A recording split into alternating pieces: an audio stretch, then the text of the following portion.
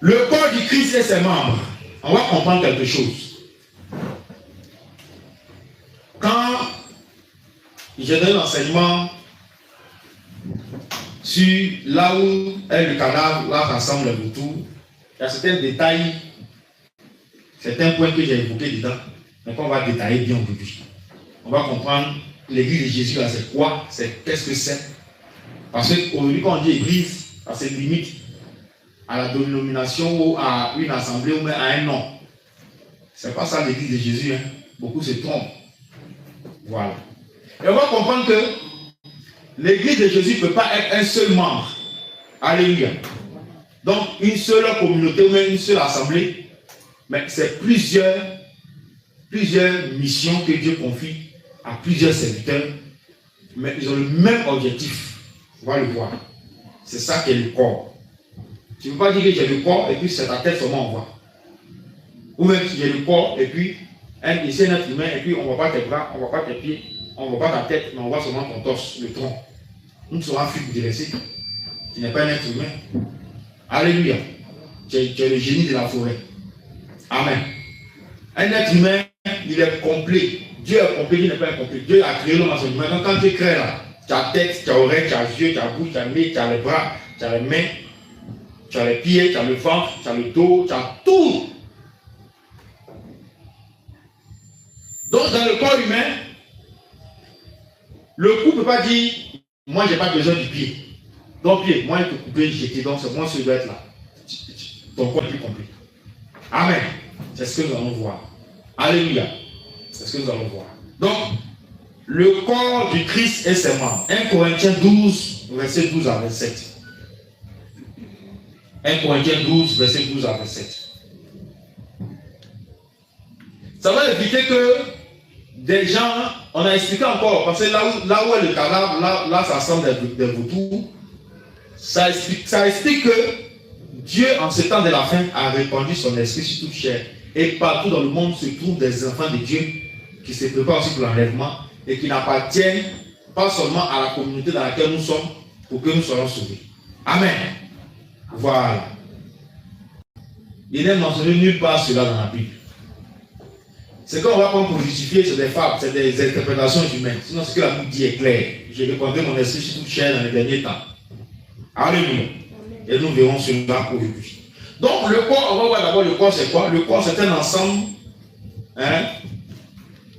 c'est un ensemble des parties matérielles. Parties matérielles, à savoir les cellules, tissus. Quand on dit tissu, le tissu c'est détérioré, ça dit c'est dans le corps. Les muscles, les organes, le foie, le pancréas, tout ça. Le cœur, le cerveau, les organes. Voilà, constituent des organes qui forment la structure physique d'un être humain. Amen. Donc, c'est un ensemble de parties matérielles qui forment la structure physique d'un être humain. Il est composé de plusieurs membres qui le constituent. Donc, le corps est composé de plusieurs membres.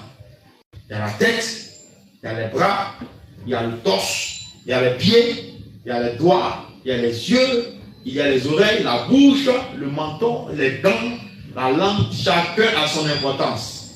Alléluia. Si on t'arrête toutes les dents, tu ne peux plus manger bien. Voilà. Soit on te coupe les petits pour toi et puis tu avales seulement, tu vas marcher. Parce qu'il n'y a pas de dents pour marcher. Donc chacun a son importance. Si un couteau te blesse, peut-être sur le petit doigt ici, quand tu vas aller te laver ou tu vas vouloir faire les choses habituellement, tu ne pourras plus, le doigt sera à côté comme ça. Et tu seras un peu, disons, handicapé. Alléluia. Donc chacun a son importance. C'est pourquoi si l'un des membres manque au corps, le corps ne va pas disparaître, c'est vrai. N'est-ce pas? Mais il sera incomplet et cela va créer un dysfonctionnement dans ses habitudes. Si par exemple on t'implique le pied, tu ne vas plus marcher comme normalement. Tu vas marcher soit avec une béquille ou tu vas sautiller. Donc ça ne sera plus comme avant. C'est vrai, le corps existe toujours, mais il y a un membre qui manque. Ce membre-là fait que tu n'es plus comme avant, tu ne peux plus faire les choses comme avant. C'est ça le corps de Christ. Amen. Donc vous comprenez par le fonctionnement du corps que l'église aussi du Seigneur fonctionne de la même manière.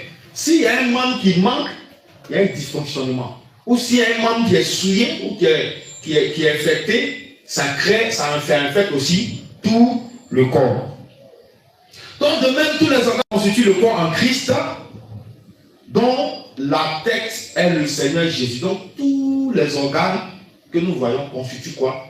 Le corps de Christ, le corps du Christ, qu'on appelle généralement corps du Christ.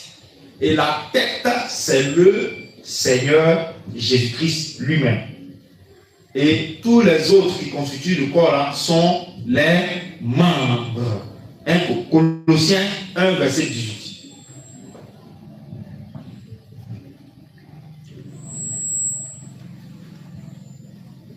Colossiens 1, verset 18.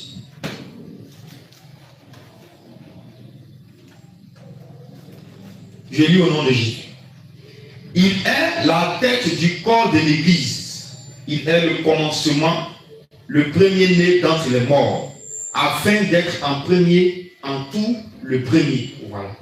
Il est la tête du corps de l'Église. Donc le corps de l'Église contient une tête qui est le Seigneur Jésus. Il est le commencement, le premier-né d'entre les morts, afin d'être en tout le premier. Donc on constate que le chef de l'église, la tête de l'église, le berger de l'église, c'est le Seigneur Jésus-Christ. Et l'église, c'est quoi? C'est ce que nous allons aussi voir par la suite. Donc revenons à notre texte de base. 1 Corinthiens 12, que nous allons lire maintenant, à partir du verset 12. Je lis au nom de Jésus. Car comme le corps est un et a plusieurs membres, et comme tous les membres du corps, malgré leur nombre, ne forment qu'un seul corps, ainsi en est-il de Christ. Nous avons tous, en effet, été baptisés dans un seul esprit, pour former un seul corps, soit juif, soit grec, soit esclave, soit libre. Et nous avons tous été abreuvés d'un seul esprit. Ainsi, le corps n'est pas un seul membre, mais il est formé de plusieurs membres. Si le pied disait, parce que, je reprends le verset 14, ça m'interpelle sur quelque chose. Ainsi, le corps n'est pas un seul membre, mais il est composé de plusieurs membres. Ça vous dit rien? Ça vous pense à quoi? Hein? Ça vous pense à quelque chose, non? À rien. Les bruits qui se répandent dans ces derniers temps-là. Voilà. Voici le passage qui justifie. Il y a plusieurs autres. Hein. C'est l'un des passages. Ainsi, le corps n'est pas un seul membre, mais il est formé de plusieurs membres. Si le pied disait, parce que je ne suis pas une main, je ne suis pas du corps, ne serait-il pas du corps pour cela? Et si l'oreille disait, parce que je ne suis pas un œil, parce que je ne suis pas un œil, je ne suis pas du corps, ne serait-elle pas du corps pour cela? Si tout le corps était œil, où serait l'ouïe? Les oreilles. Alléluia. Si tout était ouïe, où serait l'odorat? Le nez. Si tout était sur le corps, tout le corps était oreille, où le nez allait être? Alléluia. Maintenant, Dieu a placé chacun des membres dans le corps comme il a voulu. Si tous étaient un seul membre, où serait le corps? Donc si tous étaient le pied, le corps serait où? Alléluia. Maintenant donc, il y a plusieurs membres et un seul corps. L'œil ne peut pas dire à la main, je n'ai pas besoin de toi. Ni la tête dit au pied, je n'ai pas besoin de vous. Mais bien plutôt, les membres du corps qui paraissent être les plus faibles sont nécessaires. Donc ça veut dire que même dans le corps humain, l'organe le plus petit a son rôle, il est important. Alléluia. Et ceux que nous estimons être les moins honorables du corps, nous les entourons d'un plus grand honneur.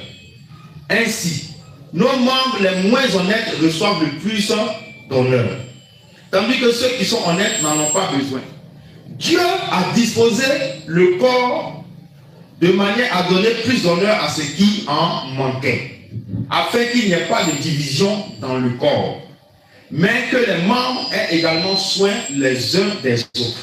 Et si un membre souffre, tous les membres souffrent avec lui. Si un membre est honoré, tous les membres se réjouissent avec lui. Vous êtes le corps de Christ et vous êtes ses membres, chacun pour sa part. Parole du Seigneur. Amen. Donc on dit si un membre souffre, regarde un peu. Si tu as eu peut-être une blessure, même au dernier orteil, petit là, n'est-ce pas?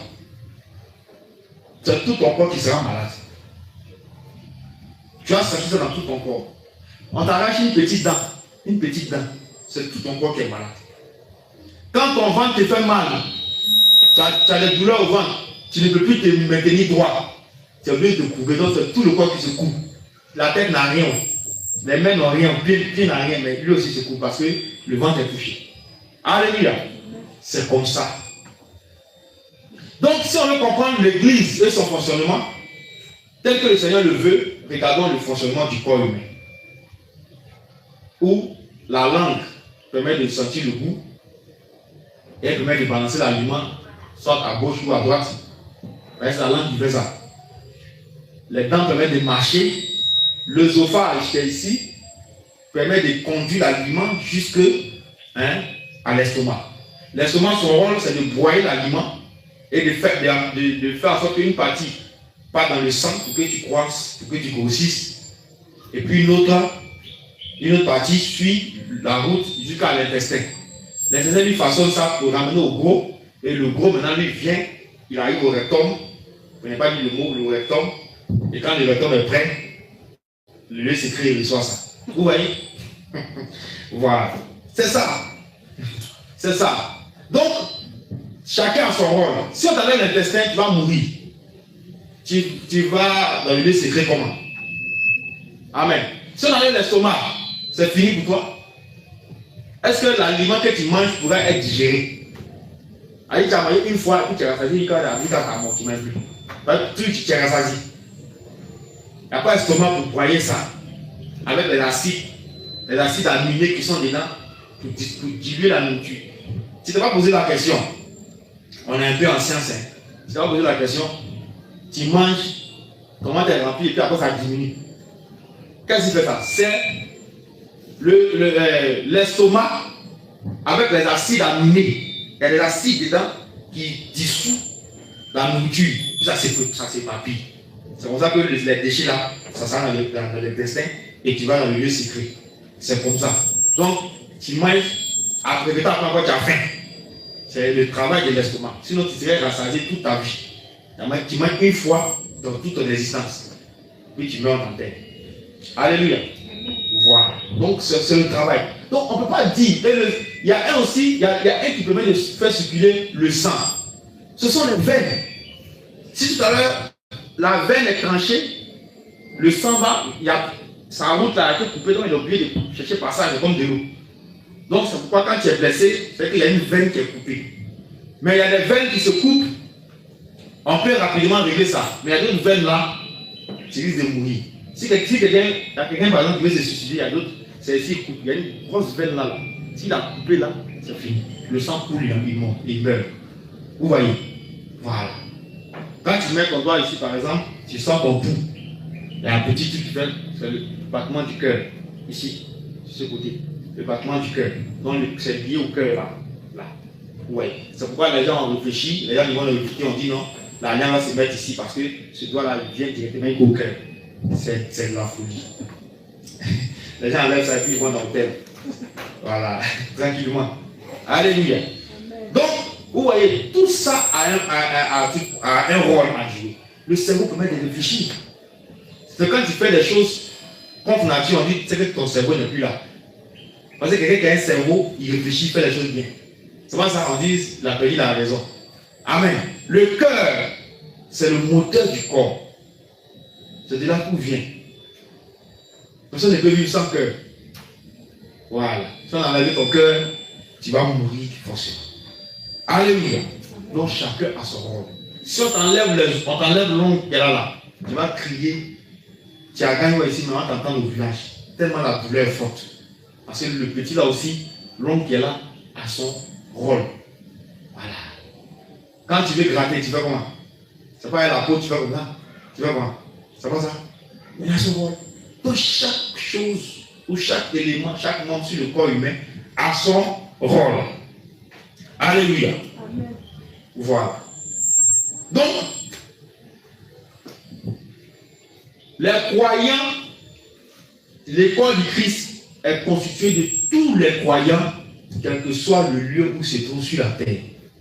Alléluia. Amen. Ceux qui ont cru au Seigneur Jésus comme Seigneur et Sauveur,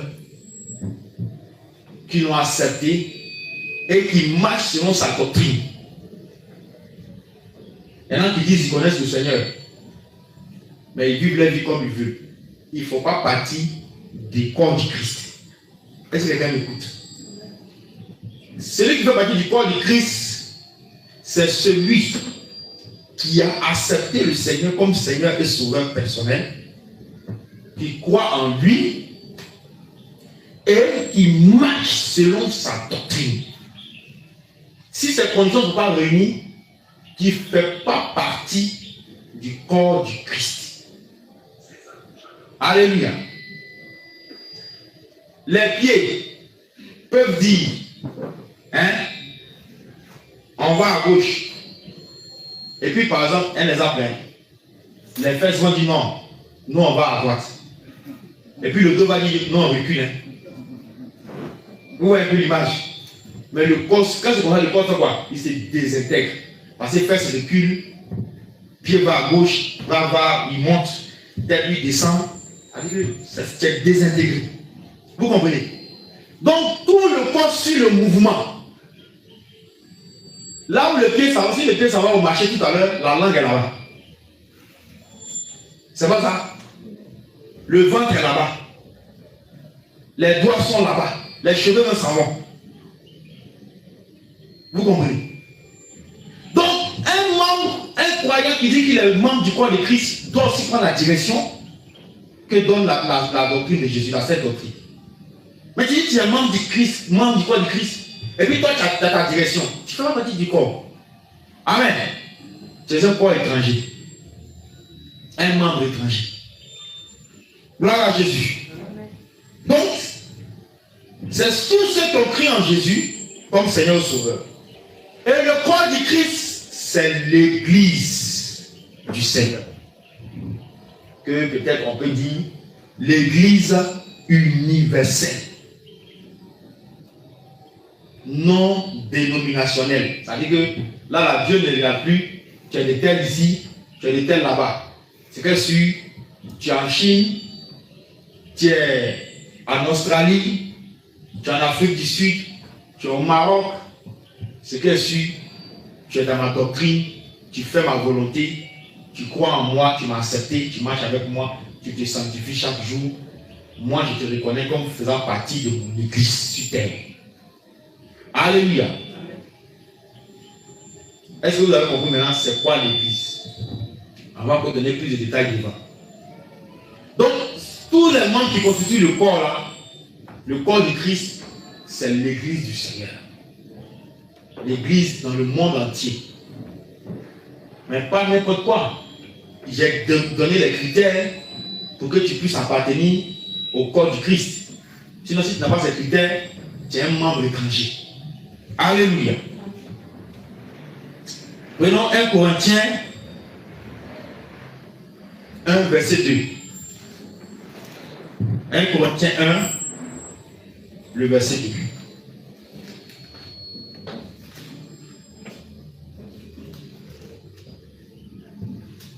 Je lis. À l'église de Dieu qui est à Corinthe, à ceux qui ont été sanctifiés en Jésus-Christ, appelés à être saints, et à tous ceux qui invoquent en quelque lieu que ce soit le nom de notre Seigneur Jésus-Christ. Le Seigneur est le nôtre. En quelque lieu que ce soit, ceux qui invoquent le nom de notre Seigneur Jésus-Christ. C'est-à-dire que quand tu invoques, dans invoquer là, il y a tout. Tu invoques, tu es soumis à sa parole, à sa volonté, tu suis la doctrine. C'est tout ça invoquer le Seigneur. Alléluia. On dit en quelque lieu que ce soit. Donc ce n'est pas seulement à Dainois. Mais partout où il y a des gens qui se rassemblent au nom du Seigneur et qui marchent selon la doctrine du Seigneur, font partie de son église, même s'ils ne portent pas le nom sainteté plus. Alléluia. C'est ça, beaucoup n'ont pas compris. Mais ils vont se réveiller bientôt. Alléluia. Dieu lui-même va procéder à l'ouverture de leurs yeux. Voilà. Parce qu'il n'y a pas une seule église du Seigneur en ces temps de la fin sur la terre. Bon, je vais dire, quand il y a une seule église, c'est normal. Mais une seule dénomination que Dieu reconnaît seul dans le ciel, ça n'existe pas. Au ciel, c'est vrai, les ministères sont peut-être attribués ou reconnus. C'est pourquoi il faut marcher selon le ministère que Dieu lui-même te révèle.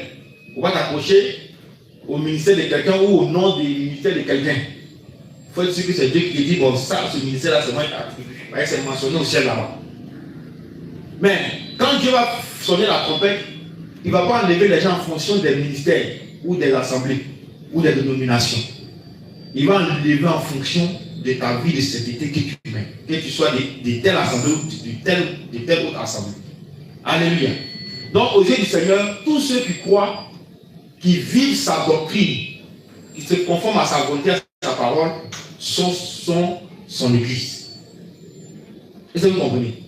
Que ce soit église X, église Y, église Z, église B, église A, nous tous nous faisons partie de l'église du Seigneur. Vous avez compris ça? Voilà. Les composantes du corps du Christ. 1 Corinthiens 12, 14. On va voir ce qui compose le corps du Christ. Donc que personne ne vienne vous tromper par ses rêveries, par ses fables, pour amuser un peu la galerie, pour se faire voir ou bien pour attirer les regards.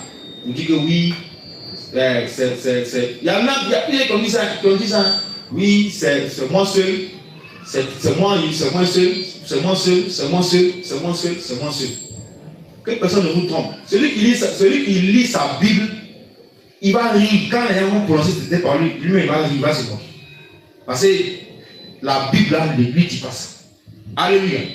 Il ne va même pas se fâcher. Non, ceux qui s'agitent, qui se fâchent pour ça, ils se fatiguent. On ne doit pas se fâcher pour ça. Hein? Il y a un qui a commencé à dire je suis Jésus. Ça n'engage que lui.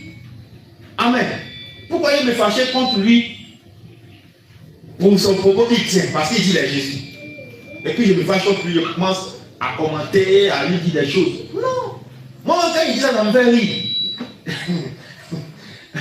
Il rit parce que je connais ma Bible ne me dit pas ça. C'est qui dit ma Bible ne me dit pas ça. Donc on ne doit pas se fâcher pour ça. On n'est pas en guerre ou en querelle. Quelqu'un dit, nous sommes la seule église par laquelle il faut sauver la dernière barque ou le dernier quoi. Il dit ça. Et puis toi tu regardes ta Bible, la Bible ne dit pas ça. Faut lire. Tu te fâches, c'est pourquoi, mais tu es confus, c'est pourquoi. Qu'est-ce qui te fait mal? C'est sa bouche qui a parlé, c'est ce qu'il a dit, il a dit. Ça n'engage que lui. Si quelqu'un dit ça, ça n'engage que lui. Moi, ça ne me concerne pas. Alléluia. Voilà. Sauf si toi, si tu ne sais pas où tu vas. Hein. Sinon, quand toi, tu sais que c'est Dieu qui t'a appelé, c'est Dieu qui travaille avec toi. Quand quelqu'un m'a dit ça là, toi-même, c'est comme un oiseau qui a chanté, ça te dirait, tu passes. Quelqu'un qui te dit non, toi, Dieu, tu ne connais pas lui-même, tu travailles pour déjà créer un démon. C'est qu'il a bu. Il a bu. Alléluia. Tu as bu avant de dire ça. Sinon, si tu me connais bien, tu n'as pas dit ça. Tu as bu. Alléluia. Tu es un peu saoulé. Donc, c'est ça. Laissez les gens raconter leur vie sur Internet, faire leur bruit, leur publicité. Laissez, c'est du marketing spirituel. Laissez ça. Vous, concentrez-vous sur ce que le Seigneur vous a dit. Tu fais partie de l'église du Seigneur. Dieu dit, c'est celui qui fait ma volonté qui sera sauvé. Dieu n'a pas dit, il faut être dans tel lieu pour que tu sois sauvé. Il n'a pas dit ça. La barque lâche de ces derniers temps. Le dernier réveil là, voyez ça. Alléluia. Voici le dernier réveil ici. Voici la dernière bague, c'est ça. La dernière hache, c'est ça. Ce n'est pas une dénomination. Alléluia. Gloire à Jésus. Parce que réellement, il faut éclairer la lanterne parce que beaucoup d'enfants de Dieu sont troublés. Et on continuera d'en parler. Pourquoi? Parce qu'on veut passer par la manipulation, par des passages bibliques qu'on prend, on interprète à notre manière, on manipule pour tromper les gens. Il dit celui qui lit sa Bible, là, quand lui va entendre de tels mots, il va rire. Ça le fait rire en fait. Il ne va pas se fâcher. Ne vous fâchez même pas pour ça. Si vous entendez ça, ne vous fâchez même pas. Que ça ne vous dise rien. Qu'il continue de faire les bavardages, ça n'engage que les personnes. Si moi il vient et dit, bah, j'ai mangé, il écrit dans la Bible, j'ai mangé. Mais tu as mangé, c'est pour toi seul. Amen. Tu es le dernier réveil, la dernière barre. C'est pour toi seul. Alléluia. Ça me concerne, moi ça ne me concerne pas. C'est ce que Jésus m'a dit, c'est ça que je fais. Alléluia. Donc nous faisons tous partie du corps du Christ. Celui qui est en Chine, qui pratique la doctrine de Jésus comme moi, est mon frère. Nous avons le même père, nous sommes dans la même barque. Alléluia. Celui qui est en Nigeria, qui pratique la même doctrine que le Seigneur nous a enseignée, qui la garde et qui suit le Seigneur, celui-là fait partie aussi de la barque du Seigneur. Amen. Tu as des temps, Dieu ne va pas regarder ça au son de la trompette. Si toute la terre, ça sera l'enlèvement aura lieu. Donc celui, regardez, on va faire 1 plus 1 égale à 2.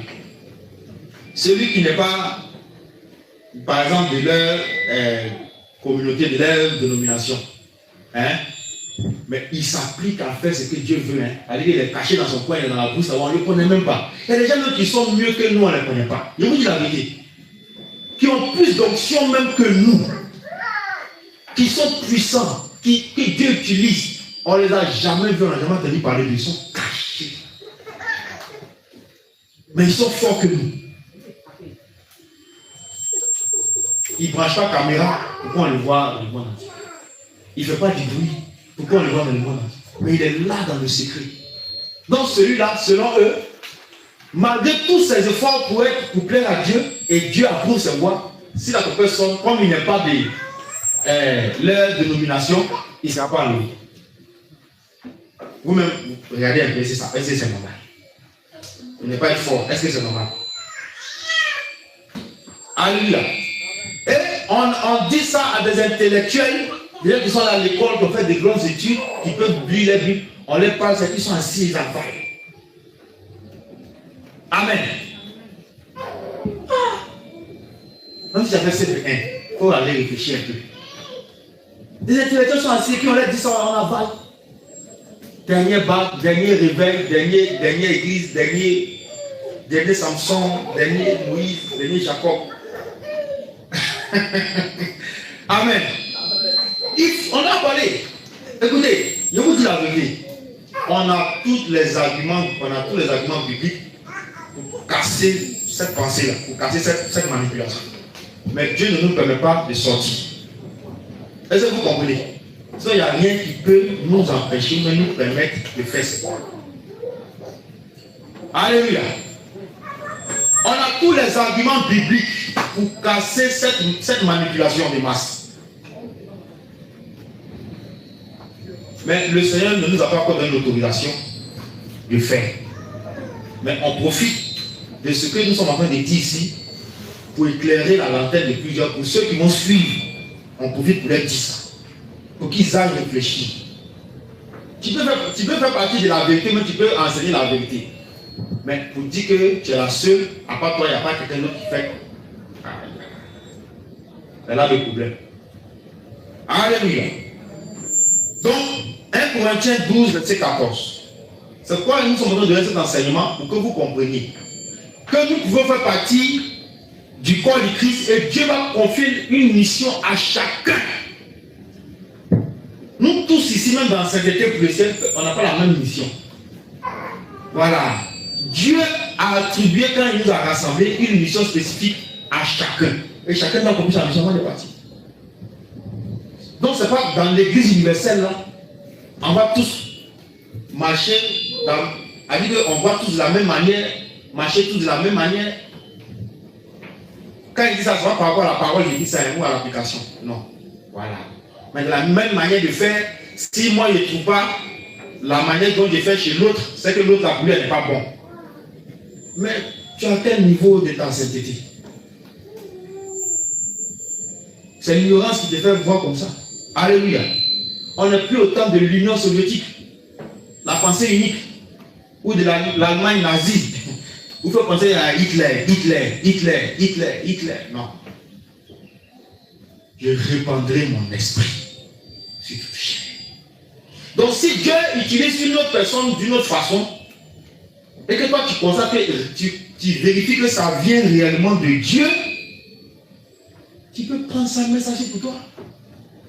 Il y a quoi dans l'orgueil? Est-ce qu'on connaît tout?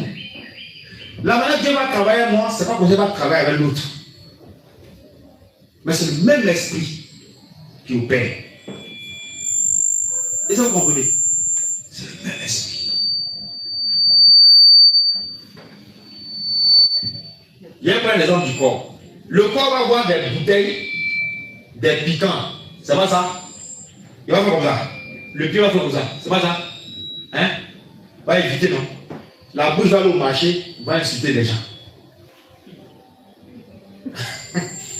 C'est pas même quoi là? Vous comprenez? Ou le pied, ou même la main va faire telle mission. La main, quel que soit, elle prend la nourriture pour envoyer à la bouche. Elle ne peut pas broyer la nourriture. Il faut la tape. Donc, quand la main va prendre la nourriture, vous dites, bon, j'ai envoyé, de la manière j'ai envoyé là, c'est pas toi qu'il faut envoyer. Alors, on va dire, non, moi, mon rôle, c'est d'écraser.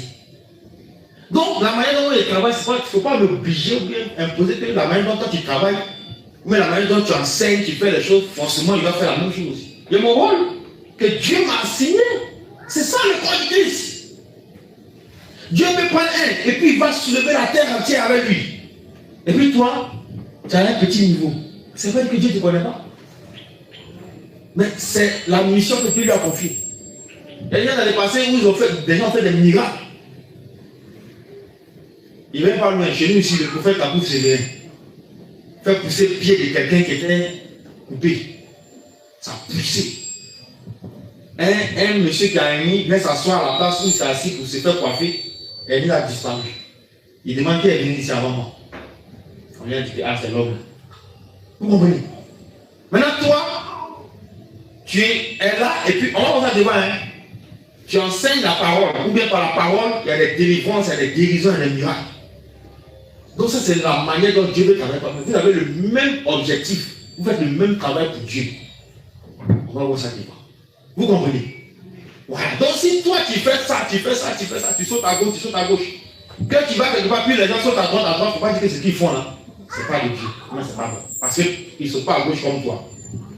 Amen. Réveillons-nous. Alléluia. 1 Corinthiens 12, 14. Car si je prie en langue, excusez-moi, 12, 14, je me suis trompé. Ainsi, le corps n'est pas un seul membre, mais il est formé de plusieurs membres. Donc, les composants du corps du Christ. Le corps du Christ est composé de deux grands groupes. Premier groupe, les simples croyants. C'est-à-dire que toute personne qui croit, en tout cas, il a cru en Jésus, il est venu à Jésus, il a abandonné le péché, il fait partie de ce groupe-là. Donc, c'est toute personne ordinaire ayant cru au Seigneur Jésus-Christ, l'ayant accepté comme Seigneur et Sauveur personnel et marchant selon sa doctrine, c'est-à-dire la sainte doctrine. Donc, toute personne ordinaire qui a accepté le Seigneur Jésus-Christ comme Seigneur et Sauveur et qui marche selon sa doctrine, et aussi qui a l'espérance du royaume des cieux, l'espérance du ciel. Voilà. Donc c'est le premier groupe de ceux qui font partie du corps du Christ. Avant d'être pasteur, d'être appelé à la parole au ministère, Tu as cru d'abord. Tu es rentré simple d'abord. Et quand tu es rentré simple, maintenant, Dieu te révèle que bon, comme tu es arrivé, voici ta place, mais voici ta mission. Donc, tout le monde rentre en tant que simple membre avant de passer au niveau supérieur. Éphésiens 2, verset 19 à 20.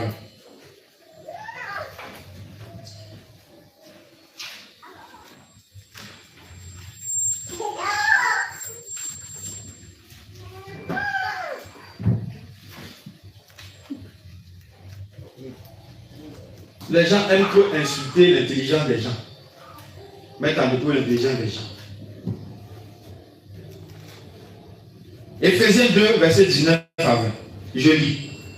Ainsi donc, vous n'êtes plus des étrangers ni des gens du dehors, mais vous êtes concitoyens des saints gens de la maison de Dieu. Concitoyens des saints gens de la maison de Dieu.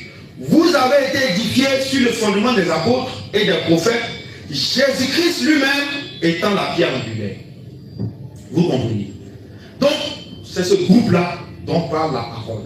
Ils ne sont plus des gens du dehors, mais ils sont à l'intérieur de la maison, à l'intérieur du corps du Christ. Le deuxième groupe, c'est le groupe de ceux qui sont appelés au ministère. Ceux qui sont appelés au ministère, c'est le deuxième groupe. Donc, d'abord, quand tu es croyant simple, il faut croire d'abord avant de dire que tu vas servir Dieu. Comment tu peux servir un Dieu en qui tu ne crois pas? Le féticheur ne croit pas à Jésus. Quand il fait ses incantations, ce n'est pas le nom de Jésus qui sort là. C'est le nom de ses fétiches, de ses démons. Mais il croit, c'est pourquoi il essaie. Donc le jour où il va croire en Jésus, il va laisser les fétiches là. Et il va venir maintenant servir Jésus. C'est comme ça. Donc c'est ceux qui ont reçu le mandat ou la mission de conduire l'œuvre du Seigneur. Ceux qui ont reçu le mandat ou la mission de conduire l'œuvre du Seigneur pour le perfectionnement des saints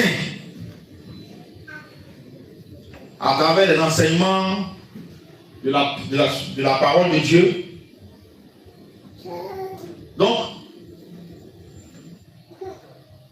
conduire la mission de l'œuvre de Dieu pour le perfectionnement des saints, préparer aussi les saints à l'enlèvement et au retour du Seigneur Jésus-Christ. Tout serviteur de Dieu, sa mission finale là, c'est ça. Tu vas tout faire. Mais est-ce que tu as fait asseoir les gens dans la parole, dans la doctrine? Et est-ce que tu les as préparés par des enseignements à s'attendre à l'enlèvement ou au retour du Seigneur? Ça va chauffer au dernier jour. Hein? Je prie que le Seigneur m'aide jusqu'à la dernière minute. Il ne faut pas y être bégayé là-bas. Non. Il faut qu'il parle avec assurance. Seigneur, j'ai fait ce que tu m'as demandé. Que le Seigneur m'aide. Parce que si tu as raté ta vocation, tu as raté cette mission-là, même Satan va te caresser. Alléluia. Parce qu'il est dit dans les livres d'Hébreux, c'est terrible. C'est une chose terrible que de tomber entre les mains du Dieu vivant. Les gens n'ont pas lu ça. Il dit, les démons te font rire. Quand tu vas tomber entre ses mains du mauvais côté, tu vas le voir dans toute sa dimension, dans toute sa rage, sa fureur, sa colère. Que Dieu nous épargne de ça. Ayez crainte de l'Éternel. On ne joue pas avec lui. Matthieu 24, verset 45 à 46. Donc ceux qui sont appelés au ministère font partie du deuxième groupe du corps de Christ. J'ai lu au nom de Jésus. Quel est donc le serviteur fidèle et prudent que son maître a établi sur ses gens pour leur donner la nourriture au temps convenable? Heureux ce serviteur que son maître à son arrivée trouvera faisant ainsi. Je vous le dis en vérité, il l'établira sur tous ses biens. Alléluia. Heureux ce serviteur que son maître à son arrivée trouvera faisant ainsi. Donc quand on te confie, il faut affermir, préparer pour le ciel. Celui que tu prépares, il ne veut pas se laisser cuire, c'est son problème. Alléluia. C'est-à-dire que tu peux pas, tu fais boire des poissons, tu fais soupe des poissons, et le poisson dit il ne pue pas, il ne pue pas, il ne pue pas. Tu ne mets pas, il ne pue pas, il ne pue pas. C'est-à-dire que ça. C'est ce que toi tu veux, la cuisson que tu veux, si c'est à demi-cuit, c'est ça, la viande va obéir, c'est toi qui vas éteindre le feu. Voilà. Donc celui qu'on enseigne, qu'on essaie de préparer pour le ciel, que lui-même c'est un récalcitrant, ou c'est une brebis galeuse, c'est cette personne qui va rendre compte devant Dieu. Toi, serviteur, fais ta part seulement. Gloire à Jésus. Maintenant, il y a ceux qui ne font pas partie du corps du Christ. Ça ne veut pas dire que si on regarde dans ces deux groupes, une personne ne se trouve pas dedans, il n'y a plus d'espoir pour elle. C'est pas ce que ça veut dire. Ceux qui ne font pas partie du corps du Christ, ce sont ceux qui n'ont pas accepté le Seigneur, qui ne marchent pas avec le Seigneur d'abord. C'est-à-dire, lui, il vit sa vie comme ça, il n'a rien à voir avec le Seigneur. Lui, il ne fait pas partie du corps du Christ. Deuxièmement, ceux qui sont venus à Christ pour leurs propres intérêts, c'est-à-dire que lui-même, il est dans l'assemblée, mais lui, son objectif, ce n'est pas de faire ce que Dieu veut. Lui, il cherche, Jésus, donne-moi l'argent, Jésus, donne-moi mariage, donne-moi enfantement. Lui, là, bien qu'il soit dans une église, dans une assemblée, il ne fait pas partie du corps du Christ. De toute façon, on avait les critères en haut. Est-ce que vous me comprenez? Voilà. En ce moment, ça, si tu n'entends pas bien ton oreille, ça va te mélanger un peu. Il faut bien écouter. Donc, ceux qui sont là pour la gloire terrestre, les bénédictions terrestres. Voilà. Ça, c'est le deuxième groupe. Troisième groupe de ceux qui ne font pas partie du corps de Christ, c'est ceux qui ne marchent pas selon la doctrine de Jésus et qui n'ont pas pour premier objectif le ciel. Ceux-là ne font pas partie, même quand ça soit 1000 ans dans l'église, il ne fait pas partie du corps de Christ. Il ne fait pas partie de l'église du Seigneur. Le quatrième groupe, c'est le groupe qui vit une vie soi-disant chrétienne, une apparence de sainteté, de chrétienté, et qui sont encore associés au monde et à ses convoitises.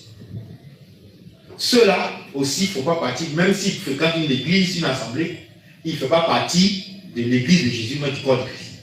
Dieu ne le reconnaît pas.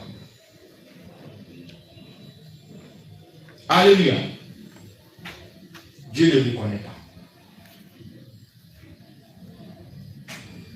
Gloire à Jésus.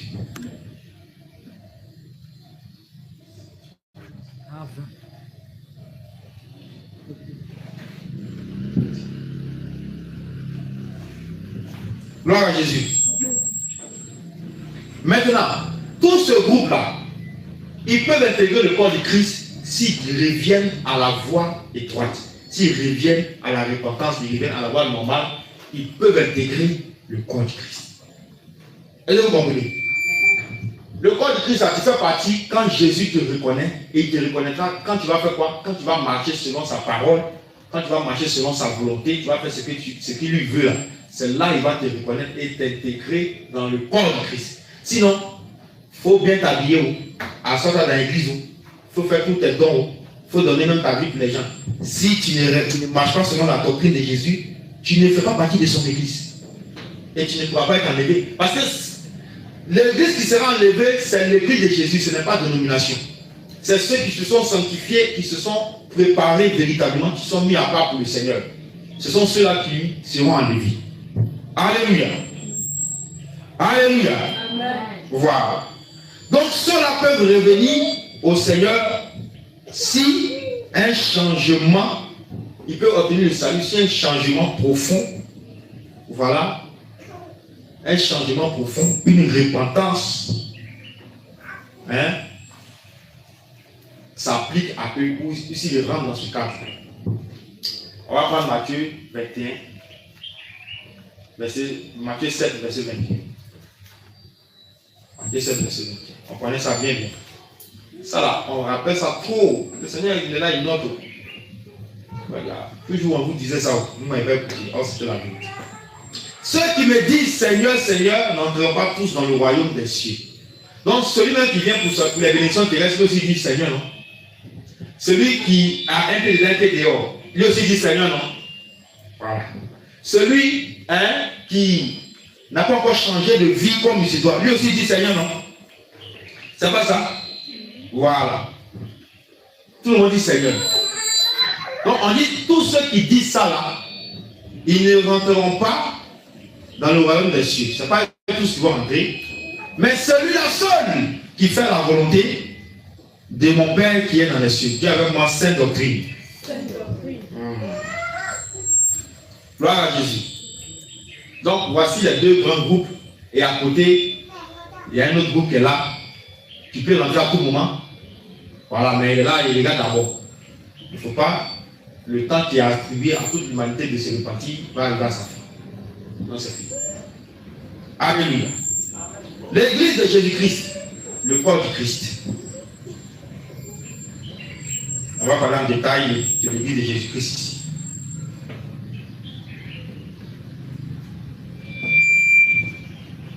Amen. L'objectif de cet enseignement, c'est de vous faire comprendre. Donc, vous faire comprendre que le corps du Christ ne se résume pas à un seul membre, à une seule dénomination, à une seule assemblée. Mais ça renferme toutes les assemblées, toutes les dénominations, tous les serviteurs, toutes les servantes qui marchent conformément à la doctrine de Jésus et qui se préparent pour le ciel. C'est ça le corps du Christ. Donc, ce n'est pas en se tapant la poitrine, en affirmant. Que vaut la parole d'un homme devant celle de Dieu? Moi, je ne sais pas pourquoi les gens sont troublés, sont agités. Comme il disait tout à l'heure, quelqu'un dit je suis le seul. Ça n'engage que lui. Ça n'engage que sa personne. Et puis ceux qui le écoutent, ceux qui le suivent, ça n'engage que lui. Est-ce que vous comprenez? Voilà. Sa parole, ce qu'il déclare, ne vaut rien devant ce que Dieu dit dans sa parole. Ce n'est rien même. C'est tout. Donc quelqu'un va se dire, ah, je suis le seul, je suis le seul. Quand Philippe a dit ça, Douflé a dit ça, Jésus Baouli a dit ça, Momo Reza a dit ça, beaucoup ont dit ça, les Branamis ont dit ça. Ça allait où? Qui les a écoutés? Sauf ceux qui les écoutent. Donc si quelqu'un se lève aujourd'hui, il dit non, nous sommes les derniers réveils, nous sommes les derniers ceci, derniers cela, ça n'engage que leur personne. Sa parole ne vaut rien devant celle de Dieu. Dieu, quand il finit de dire ça, Dieu, tu dis quoi même? Tu dis quoi ici? Seigneur, tu dis quoi dans ta parole? Tu fous, Dieu va te dire, voilà ce qu'il dit.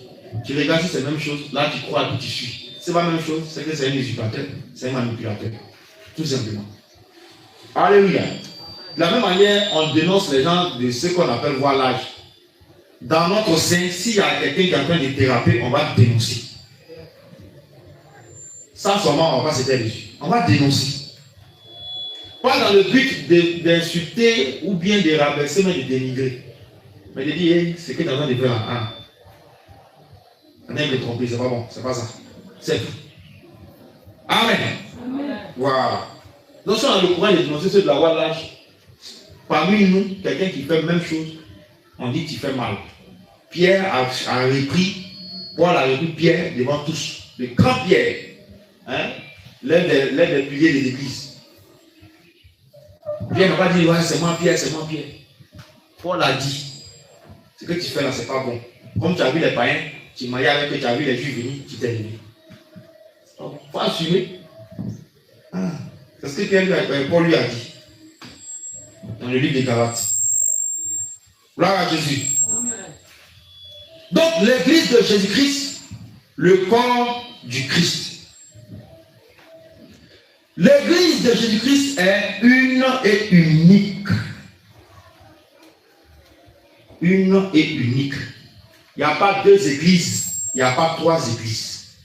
Il y a une seule église sur toute la terre. Une seule église. Voilà. L'église, la sainteté, on va voir ça un peu devant, fait partie de l'église de Jésus. Amen. Donc le ministère de la sainteté fait partie de l'église de Jésus. Le ministère tant, pourquoi? Tant qu'on suit ce que le Seigneur dit, tant qu'on a la doctrine, fait partie de l'église de Jésus. Sinon, les églises qu'on connaît,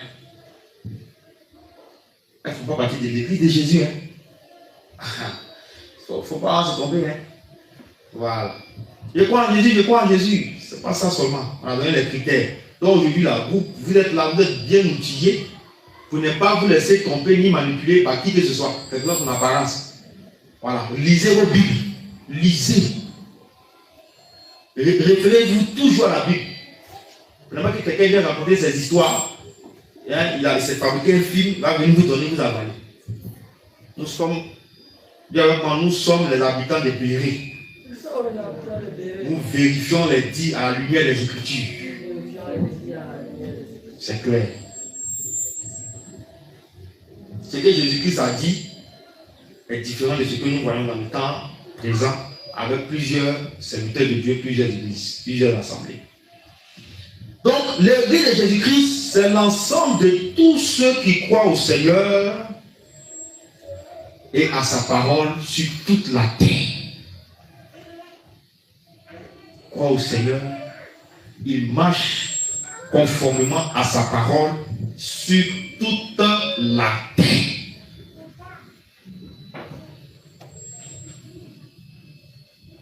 Sur toute la terre.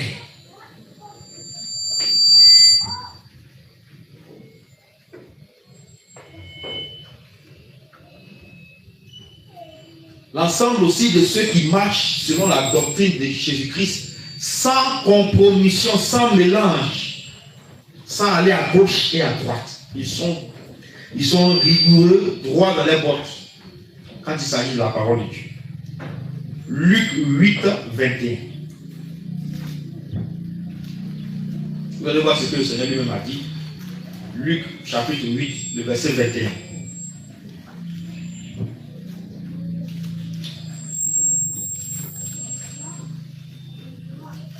Luc chapitre 8, le verset 21. Je lis au nom de Jésus. Mais il répondit, bon, on ne lit pas au verset 20, il dit, on lui dit, ta mère et tes frères sont dehors et ils désirent te voir. Mais il répondit, ma mère et mes frères, ce sont ceux qui écoutent la parole de Dieu et qui la mettent en pratique. Donc si je suis à Trinité-Tobago, je suis en Amérique, je suis par exemple aux Pays-Bas, que j'écoute la parole de Dieu et je la mets en pratique, que même je ne suis pas de la sainteté, Jésus dit quoi? Je suis son frère, je suis sa mère. C'est comme ça. Alléluia. Donc si me représente en tant que tel, est-ce qu'au son de la trompette, je ne peux pas être en lui?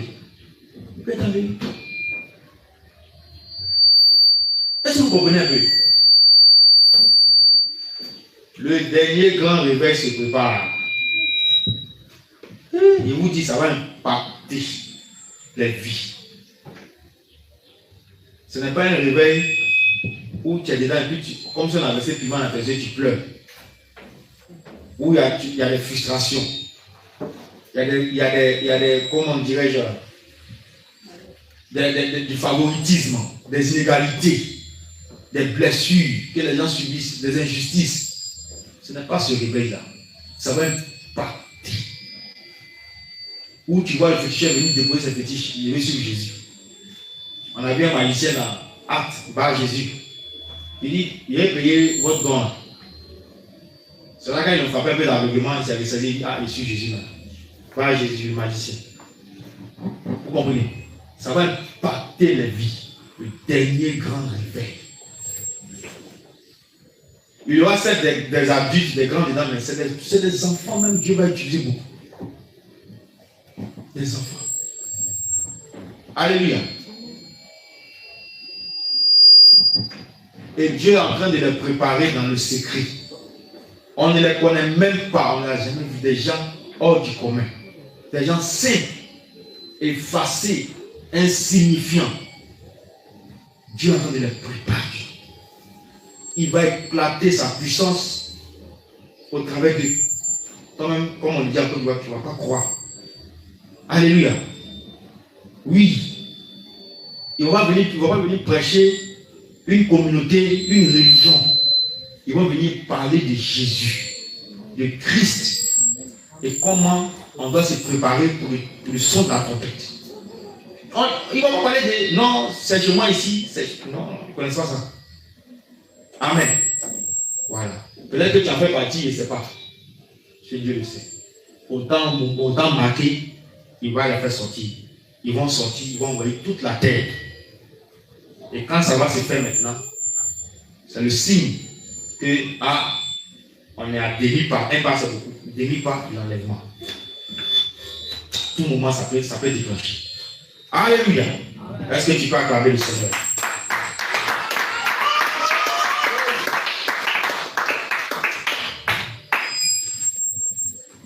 Galates 3, verset 27. Toujours pour comprendre l'église de Jésus. Galates 3, verset 27.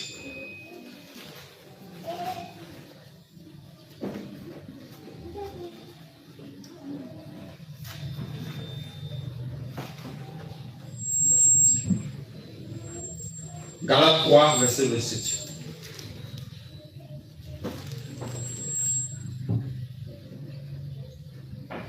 Je lis au nom de Jésus. Vous tous qui avez été baptisés en Christ, vous avez revêtu Christ. Amen. Voici l'église de Jésus. Voilà. Donc, toutefois qu'une personne croit au Seigneur Jésus-Christ, marche selon sa doctrine et fait ce que le Seigneur veut, cette personne, quel que soit le lieu où elle se trouve sur la planète Terre, fait partie de l'église de Jésus-Christ. L'église de Jésus-Christ n'a pas de nom, n'a pas de dénomination, n'a pas d'étiquette. C'est l'église de Jésus-Christ, point barre. Alléluia. Alléluia. Voilà. Donc, l'église de Jésus-Christ, comment si ça descend, il va accélérer un peu. Il n'est pas perdre là. 14. Pour que ça soit enregistré, l'enseignement soit enregistré, le reste on peut faire ça hors caméra. Ok. Donc, l'église de Jésus-Christ constitue une seule bergerie. Sur toute la terre, une seule bergerie. Avec un seul troupeau à l'intérieur. Et qui est conduite par un seul berger qui est le Seigneur Jésus-Christ. Donc l'église de Jésus constitue une seule bergerie avec un seul troupeau conduit par un seul berger qui est le Seigneur Jésus-Christ selon Jean 10, verset 16. On va lire d'abord et on va expliquer. Jean 10, verset 16. Jean 10, verset 16. Je lis au nom de Jésus. J'ai encore d'autres brebis qui ne sont pas de cette bergerie. Quand le Seigneur dit j'ai encore d'autres brebis qui ne sont pas de cette bergerie, laissons au temps d'Israël. Dans le temps présent, il parle de qui? Ceux qui sont encore dehors, qui n'ont pas encore cru au Seigneur. C'est de ces deux qui parlent. Donc j'ai encore, selon les critères de ceux qui appartiennent à l'église, j'ai encore d'autres brebis qui ne sont pas de cette bergerie. Celles-là, il faut que je les amène. Elles entendront ma voix. Et il y aura un seul troupeau, un seul berger, une seule bergerie. Alléluia. Donc, la seule bergerie, c'est l'église de Jésus-Christ universelle entière sur toute la terre, composée des croyants qui attendent le retour du Seigneur et ils marchent selon la doctrine comme nous l'avons vu. Le seul troupeau, c'est l'ensemble de tous ceux qui croient au Seigneur Jésus-Christ et qui marchent selon sa doctrine, c'est-à-dire les chrétiens par toute la terre. Et le seul berger, c'est le Seigneur Jésus-Christ qui conduit son peuple. Donc, il faut comprendre que l'église de Jésus-Christ ne se limite pas à une dénomination ou à une assemblée donnée. Alléluia. Voilà. Parce que si une dénomination ou une assemblée ne marche pas selon la doctrine de Jésus, elle ne fera pas partie de son église.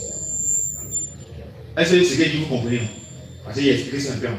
Si une assemblée comme la nôtre, ou une dénomination comme la nôtre, si nous ne marchons pas selon la doctrine de Jésus, sur toute la terre, on ne fait pas partie de l'église de Jésus. Ça veut dire que l'église de Jésus est composée de plusieurs assembler plusieurs ministères selon la mission que Dieu a confiée à chaque serviteur. C'est ça le corps et les membres. Le rôle que la langue joue, ce n'est pas le même rôle que les pupilles, c'est ça, ici là, paupières, voilà, excusez-moi, que les paupières jouent. Voilà.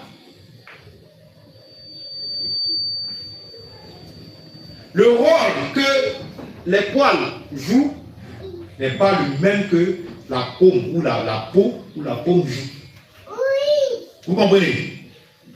Donc, l'église de Jésus-Christ est constituée de plusieurs ministères, plusieurs assemblées. Si et seulement si elle marche conformément à la doctrine de Jésus et l'applique. C'est tout. Si tu n'es pas ça, même tu es assemblée, tu parles le nom de Jésus, ou même tu dis que tu t'enseignes Jésus, ou même tu prêches Jésus, tu suis Jésus, tu ne fais pas partie de l'église de Jésus-Christ qui sera enlevé. Alléluia. Voilà. Donc l'église de Jésus ne se limite pas à une assemblée. Quand tu vois une assemblée, on dit, ah, ça c'est l'église de Jésus. C'est pourquoi, quand on nous dit que, oui, branhamiste, kakouiste, doufléiste, abrahamiste, ouais, c'est ça maintenant, hein? C'est ce qu'on va dire. Ou même c'est réveilliste. Hein? Tout cela sont, d'après chacun, hein? Je suis le seul, le seul. Vous comprenez? Ça n'a rien à voir avec ce que nous sommes en train de voir. Ça n'a rien à voir. Vous comprenez? Ça n'a rien à voir. Ici, c'est toutes ces dénominations qui suivent la doctrine de Jésus qui constituent le corps de Christ, donc l'église de Jésus. Voilà. Colossiens 1, 24. Colossiens 1, 24.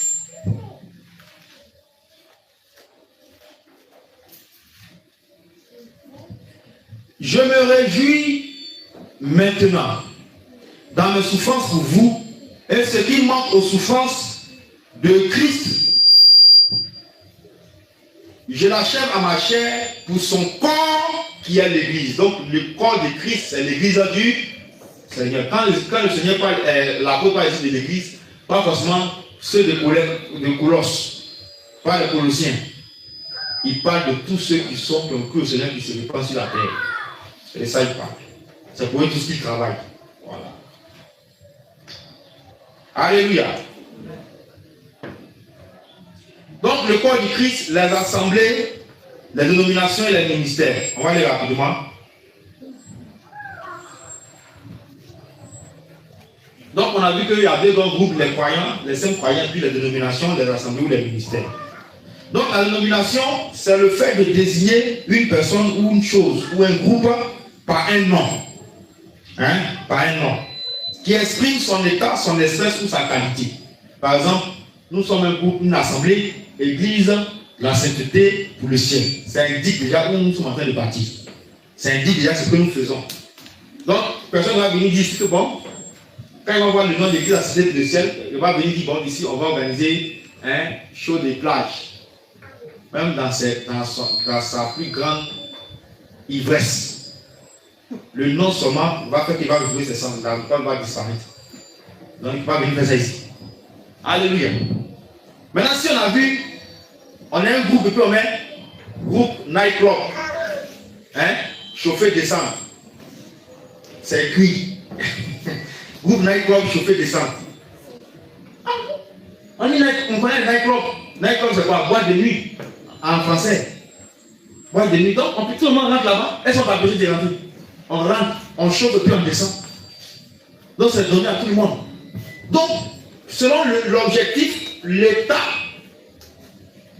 la dénomination est donnée. Voilà. C'est ça la dénomination. Une assemblée, ce sont des personnes réunies en un même lieu pour un objectif commun. Des personnes réunies en un même lieu pour un objectif commun.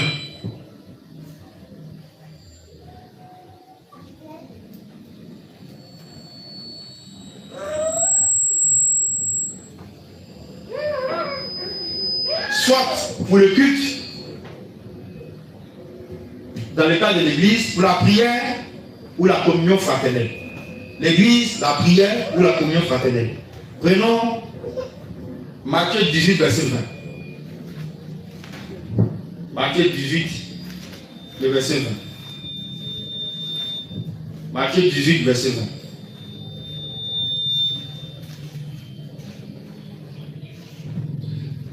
Je lis.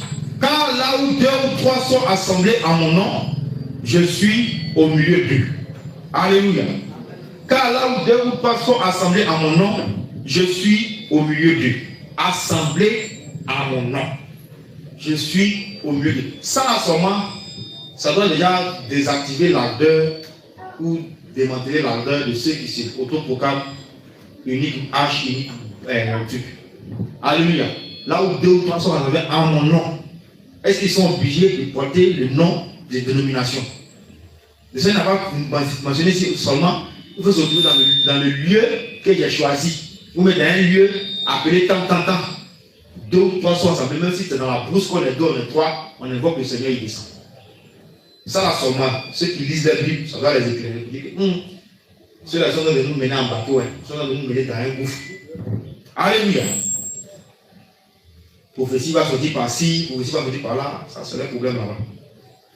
Si Dieu sait si c'est de lui ou pas. Hébreux 10, verset 25. Non, prophétie, c'est l'homme qui parle. C'est par la bouche de l'homme, ça sort. Donc, il va écouter par moment lui aussi Christ. C'est comme ça que ça se passe. Voilà. Ayant le discernement, c'est tout. Hébreux 10, 25. N'abandonnons pas notre assemblée comme c'est la coutume de quelques-uns. Donc, on dit, je n'ai pas abandonné l'assemblée. Ensemble de personnes réunies dans un même lieu pour un objectif commun. Soit pour la prière, pour le culte, la communion fraternelle. Voilà. Donc, l'assemblée vient d'abord, on s'assemble d'abord avant de dire que bon, on va s'appeler tant. C'est pas ça. La dénomination ne vient pas avant. Mais l'assemblée se constitue d'abord. Sauf si auparavant le Seigneur maintenant, dans une vision peut-être, ou bien une directive personnelle au serviteur, lui donne déjà l'orientation. Avant même que les choses se mettent en place, il reçoit déjà depuis longtemps que voici la feuille de route. Et voilà comment le Seigneur décide que la chose se nomme. Ça c'est différent. Voilà. Gloire à Jésus. Donc la dénomination, elle fonctionne du ministère qui est attribué. Elle fonctionne du ministère qui est donné, attribué par le Seigneur Jésus-Christ à ses serviteurs. Donc la dénomination maintenant vient pour définir le ministère. Alléluia. La dénomination vient pour définir le ministère. Et on sait que généralement il y a 5 ministères qu'on connaît. Amen. Selon Éphésiens 4, verset 11. Apôtre, prophète, évangéliste, pasteur et docteur. C'est pas ça. Mais ici, ce n'est pas dans ce cadre spécifique. Ici, quand on parle des ministères, ça renvoie à la mission, à la mission de serviteur que Dieu a confié à tel ou tel. Amen. Qu'il soit pasteur, docteur, prophète ou bien apôtre, ça dépend. Mais ici, ça parle de la mission que Dieu lui a confiée. Pas attaché au ministère littéral, très très loin. C'est pas ça. Quand on parle des ministères ici, on parle de la mission que Dieu a confiée, voilà, à son serviteur pour établir une assemblée. C'est ça ici, on parle. C'est à cause on parle de ministère. Amen.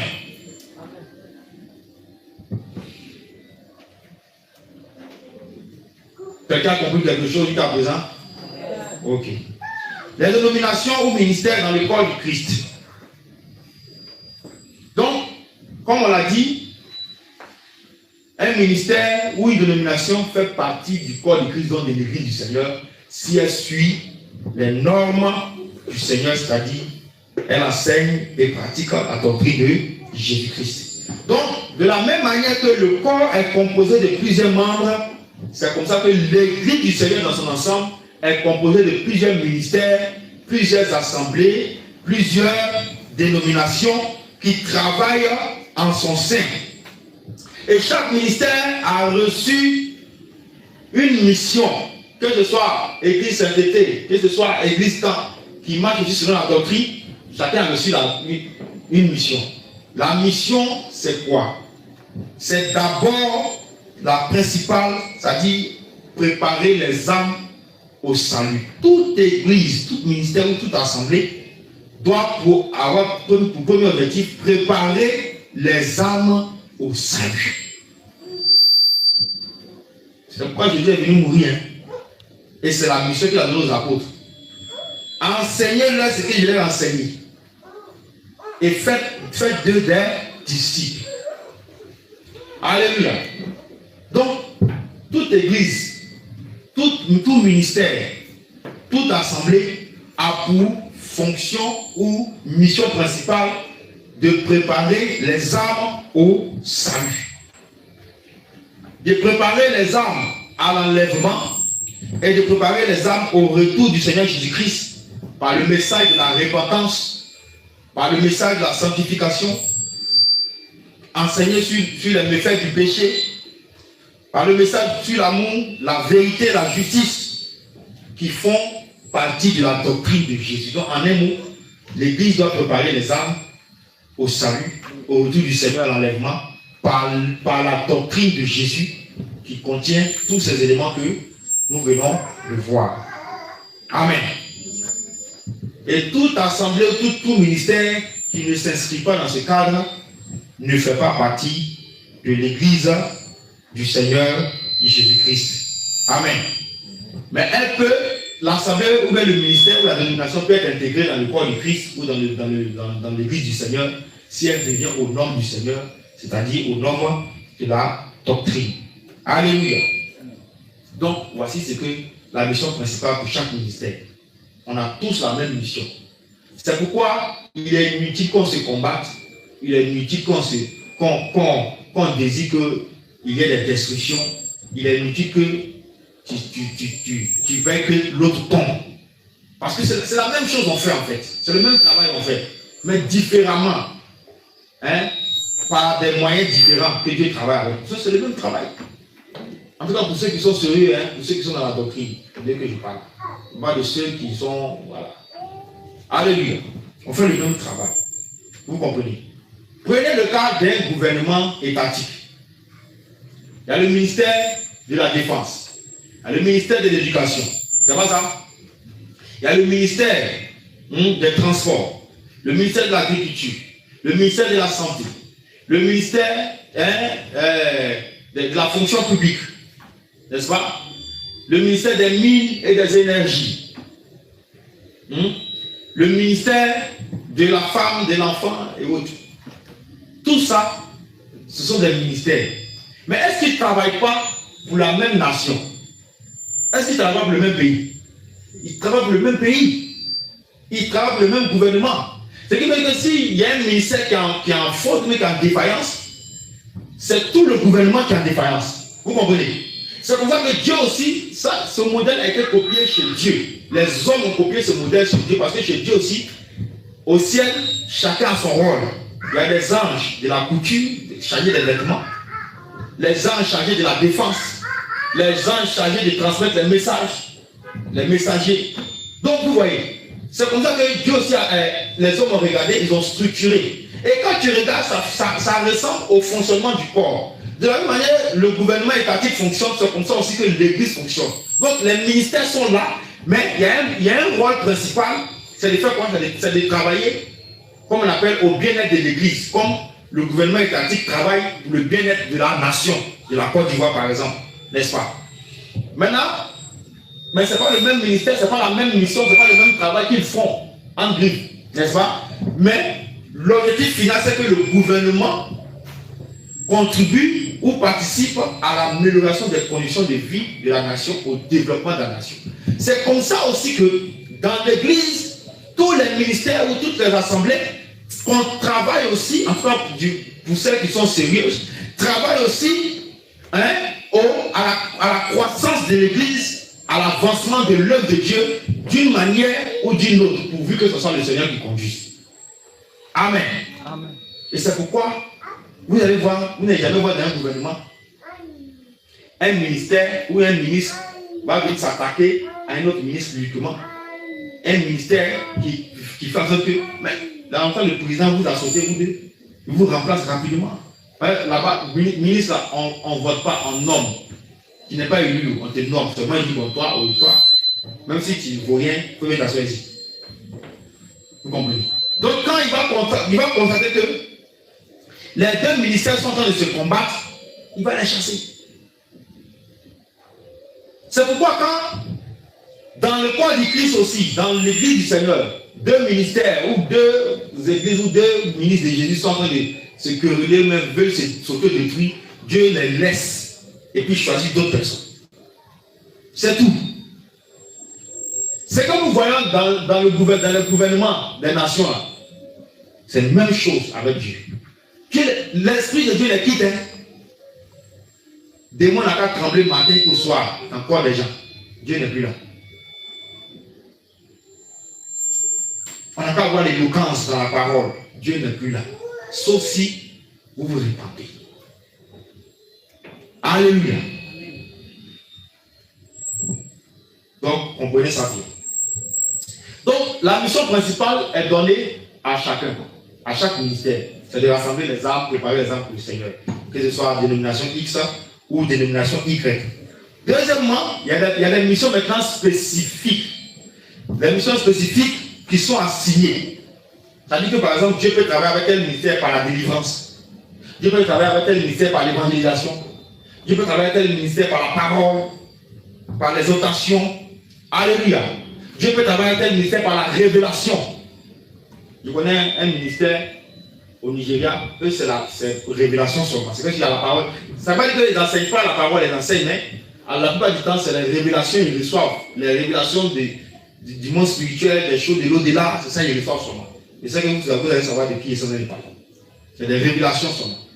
Vous comprenez? Ça dépend. Donc, Dieu maintenant, en plus de la mission principale, va travailler avec chaque ministère, chaque assemblée, de manière spécifique, selon son plan, selon sa semaine. Toutes ces choses-là vont converger vers un but ultime de faire avancer l'œuvre de Dieu. De donner gloire à Dieu et de nous préparer pour le ciel. Amen. Amen. Voilà. Romains 12, 4 à 5.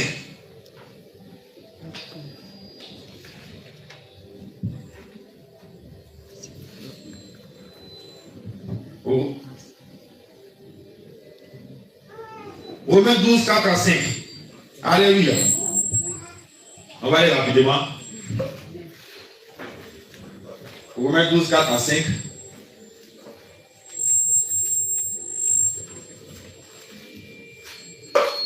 Je lis au nom de Jésus.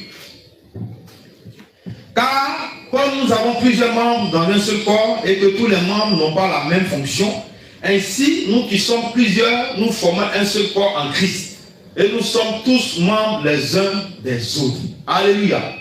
Nous sommes tous membres les uns des autres. Quand tu vas prendre le verset 20, du verset 20 au verset 27, dans le même livre, alléluia, de 1 Corinthiens 12, vous allez comprendre que le Seigneur ici est en train de nous montrer, amen, en train de nous montrer que nous sommes complémentaires.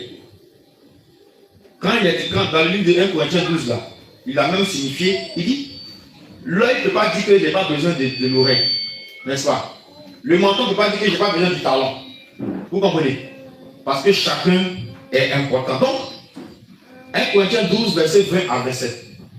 Tous les ministères se complètent. On se complète. Il y a quelqu'un qui m'a dit qu'il est fort seul. Ou mais il peut faire seul. Non, on se complète. C'est-à-dire, ce qui manque à ton niveau, Dieu donne ça à l'autre. Et puis là, c'est comme ça, tout est équilibré dans le corps du Christ. Sinon, si Dieu donnait tout à une seule personne, bon, on t'a pas donné tout, hein. Regarde ce que tu dis déjà. Si on te donne tout, c'est comment? C'est que tout le monde va mourir dans ce cas vivre. Alléluia. On t'a pas encore donné un tout, on t'a donné un peu. Mais déjà, hein? Déjà, On ne peut plus écouter, on ne peut plus entendre. Alléluia. Si les gens n'ont pas le courage de parler, Dieu nous donne le courage de parler. Mais de parler d'un seul objectif, de ne pas dénigrer, de ne pas attaquer, de ne pas offenser, de faire comprendre. C'est tout. Voici comment l'Esprit de Dieu travaille. Donc chaque membre a un rôle particulier qui joue le bien-être du corps. C'est pour ça que chaque assemblée aussi est importante dans le corps du Christ, tant que cette assemblée ou cette dénomination marche selon la doctrine de Jésus-Christ. Alléluia. Amen. Donc, étant dans le corps du Christ, nous avons besoin les uns des autres. Tu as besoin de ton frère qui est en Chine. Peut-être il y a quelque chose que le Seigneur fait lui, ou il y a quelque chose qu'il a vu du Seigneur que toi tu n'as pas, tu as besoin de ça aussi. Alléluia. Voilà. Tu as besoin de ça aussi. Donc, nous ne sommes pas assez complets, assez forts pour demeurer, peut-être marcher seuls. Mais nous avons besoin aussi des autres. Parce que nous faisons partie du corps du Christ. C'est pourquoi, quand un membre, normalement, quand une église, une assemblée, qui est dans la doctrine, je ne parle pas de ceux qui sont venus chercher l'argent dans le Seigneur, ceux qui sont venus eux-mêmes pour bâtir leur empire dans le Seigneur, je ne parle pas de ceux-là. Ceux qui ne peuvent pas les avoir en fait, ce n'est pas de ceux-là que je parle. Je ne parle pas de ceux qui sont suivis avec Jésus, qui ont évalué le prix du sacrifice que Jésus a fait pour eux, puis qui se donnent pour âme et esprit sans rien attendre en retour. C'est de ceux-là que je parle. Si parmi nous, parmi ces personnes, un seul est en défaillance, qu'est-ce que les autres doivent faire normalement? Les autres doivent prier. Mais qu'est-ce qu'on voit aujourd'hui? L'église sainteté n'a pas tombé.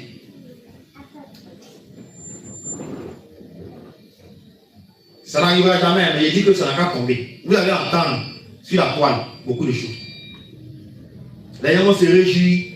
Les chrétiens, chrétiens, cette doctrine, ils vont se réjouir, ils vont applaudir, ils vont acclamer, ils vont même faire sortir prophétie même pour ça. Que oui, il avait annoncé, je vous avais dit que si tu n'es pas de moi, si tu n'es pas ici, tu n'es pas de moi. Mais l'église ne tombera jamais au nom de Jésus. Amen. Le jour où je faisais ma déclaration pour sortir, j'ai dit, on n'attaque personne. On ne va pas s'en prendre à quelqu'un, parce que ce n'est pas notre mission. Nous, on n'a pas une limite homme. C'est le roi de ténèbres, nous on connaît. Mais quiconque va s'élever contre l'église, la sainteté, va rencontrer le Seigneur Jésus. Je l'ai dit. Et il y a des gens qui ont expérimenté ça. Acclame le Seigneur Jésus-Christ. Ils ont expérimenté ce que j'ai dit. Ils ont vu le Seigneur de leurs yeux. Quand ils sont venus attaquer. Ils ont vu. Alléluia. On n'a pas affaire à quelqu'un. Vous comprenez? Donc si moi j'apprends que il y a tel serviteur qui est tombé, au lieu de me réjouir, au lieu de crier, au lieu de venir raconter des choses, me réjouir de son malheur, Seigneur, sauve-le. Seigneur, sauve-le. Seigneur, renvoie-le. Ramène-le vers toi. Seigneur, relève l'église, relève cette église qui a subi une attaque. Ce qui s'est passé à notre sœur ces derniers temps, d'autres même ont fait donner de leur bouche que ça en est fini de l'église. Comme si c'est fini du Seigneur. Moi, il dit le jour où ils ont pu abattre Jésus, nous aussi on tombe. Alléluia. Amen. Amen. Mais comme il sait que il est imbattable, millénaire en millénaire, siècle en siècle, il est calé, il est solide, il ne tombe pas. Donc normalement, si on est caché aussi en lui, forcément on va tomber. Beaucoup de bouches ont parlé pour ce qui s'est passé dans l'église ici. Oui, on va voir, on va aller, on vous avait dit, ça va pas aller quelque part. Diable, c'est maintenant ça commence. Tu n'as encore rien vu encore. Alléluia. Est-ce que vous connaissez le Seigneur Jésus? Est-ce que ceux qui disent ça connaissent le Seigneur? Ils connaissent ce que le Seigneur va faire demain? Ils ne savent pas. Le Seigneur pour partir ça, il n'est pas comme nous autres, on est chaud, on est prêt. Quand tu envoies, nous on va dire en même temps. Hein? Alléluia. C'est le Seigneur qui calme qui est parti. Donc, que cela, ma prière, que Dieu leur accorde longue vie. Il t'a peut-être à 120 ans, ils n'ont qu'à vivre comme ça. Et puis les 2 yeux, ils n'ont qu'à voir ce qui va se passer pour cette œuvre. Alléluia. Je l'ai dit, quiconque va se lever contre l'église, contre nous, va rencontrer. Ce n'est pas nous-mêmes, hein? On ne s'est pas mis devant. On dit il va rencontrer Jésus. C'est tout. Donc si toi tu veux tester, tu vas voir ce qui va se passer. Et les gens expérimentés, ils en ont pris pour leur compte. Spirituellement, alléluia. Alléluia. Parce que c'est Jésus le pilier de l'église. Mais c'est que tu ne crois pas, quoi. Mais tu es étonné que c'est film, tu me regardes comme ça. Tu vas acclamer le Seigneur. Ah! Comme si tu ne vis pas la chose. Oui, ça ici en feu. Amen. Parce que j'ai placé une confiance aveugle dans le Seigneur. Et quand je parle, ces paroles-là, c'est si le Seigneur m'a publié ça. Amen. Donc, on va s'arrêter là. On va s'arrêter là. Aujourd'hui, tu as compris que nous sommes tous les membres d'un seul corps qui est le Christ et la tête c'est Jésus. Amen. Amen.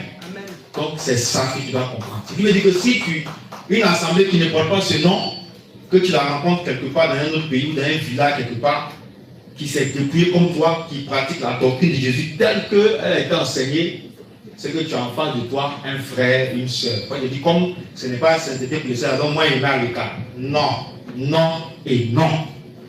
Alléluia. Ils ne sont pas obligés d'être avec nous. Si Dieu les envoie à notre niveau, c'est ta volonté. Si Dieu veut qu'ils fassent aussi leur chemin, mais tout en restant dans la parole, c'est sa volonté aussi. Donc on n'a pas à les combattre pour ça, ou même à les haïr pour ça.